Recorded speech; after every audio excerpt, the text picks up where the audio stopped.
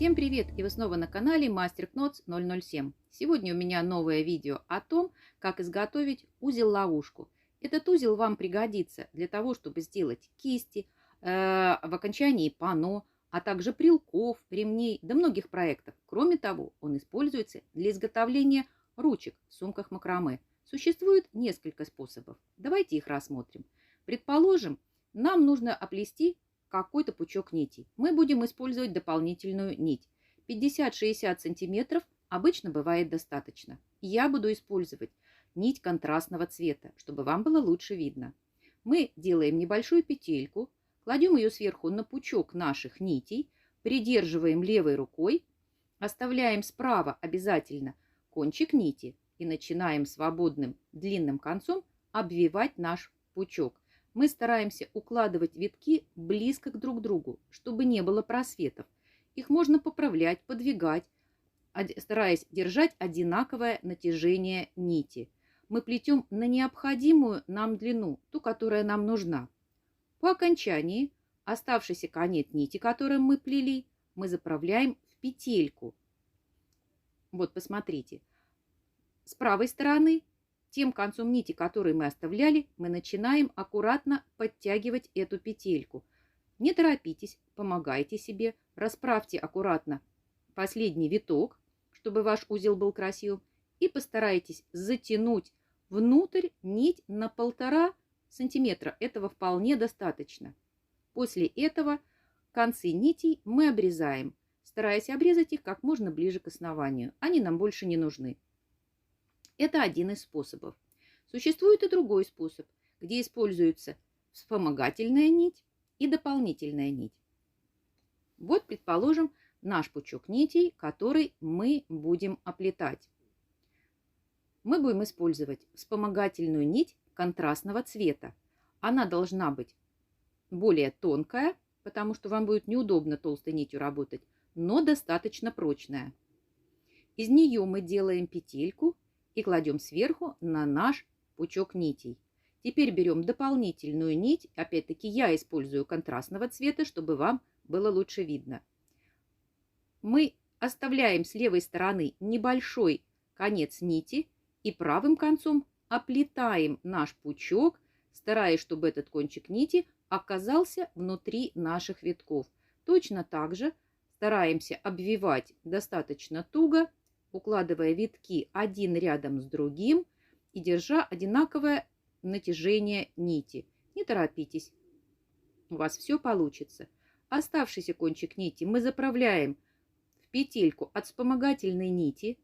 Точно так же с правой стороны находим окончание и начинаем теперь уже насквозь протягивать нашу нить. Здесь ее нужно именно вытянуть через все витки. Это потребует небольших усилий. Помогайте себе, вы можете расправлять витки.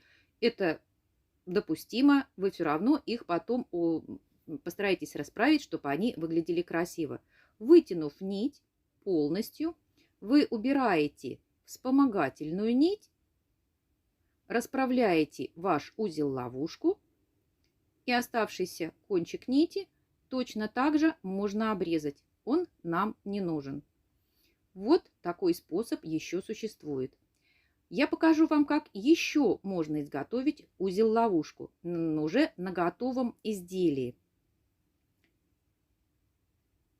Например, предположим, что у вас какое-то готовое изделие, и вы не хотите использовать дополнительную нить. Для этого мы будем использовать одну самую длинную нить, которая осталась у нас прямо в работе. Мы берем вспомогательную нить, тонкую и контрастного цвета. Делаем из нее петельку, как я показывала в предыдущем видео. В нашем пучке оставшихся от работы нитей находим самую длинную. Ею мы и будем делать узел-ловушка.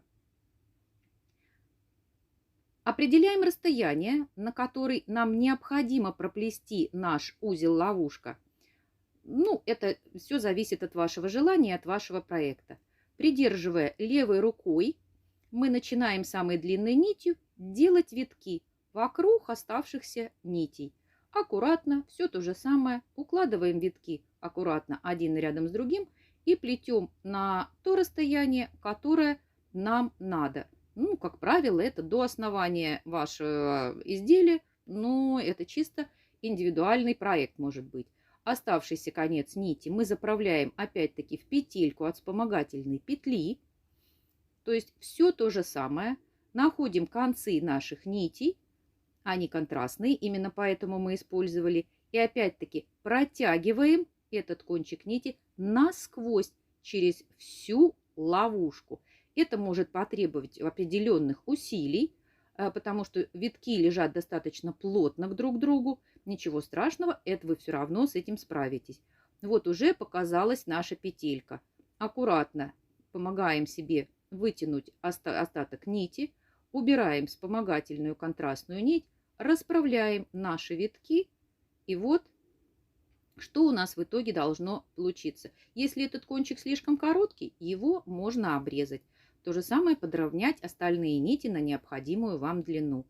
Вот как изготавливаются узлы-ловушка. Плетите с удовольствием. Всем пока!